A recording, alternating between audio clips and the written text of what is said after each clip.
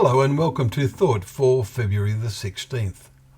Our readings are Exodus chapter 27, Psalms 81 and 82, and Mark chapter 12. And our thought is, which commandment is the most important of all? They asked Jesus this question, and his answer is simple, and we see it as embracing the fundamental principles by which we should live our lives. His answer was, "Hear, O Israel, the Lord our God, the Lord is one, and you shall love the Lord your God with all your heart, and with all your soul, and with all your mind, and with all your strength." Mark chapter 12, verses 29 to 30. We cannot love anyone until we know them. And when we love them, we first know them very well, and as a result feel attracted to them and appreciate of all that they are. How can we know God? Well, first we recognize that all that exists as we look at the world is the result of his creative power. We see a multitude of astonishing marvels in what God has created. Second, because the more we read his word, the Bible, we see things no human could have written unaided. How important then to feed the Bible into our minds?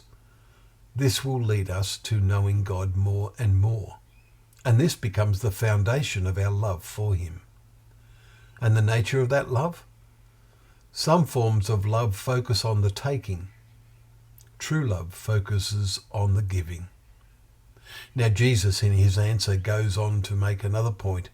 The second is this: you shall love your neighbour as yourself. There is no other commandment greater than these, he says in verse 31. Note the difference between these and the 10 commandments we read 6 days ago in Exodus chapter 20. In Luke's record of this event, this answer of Jesus is followed by the question, "And who is my neighbour?" Chapter 10, verse 29. In his reply, he tells the parable of the Good Samaritan, and this illustrates that all humans should be neighbours to each other.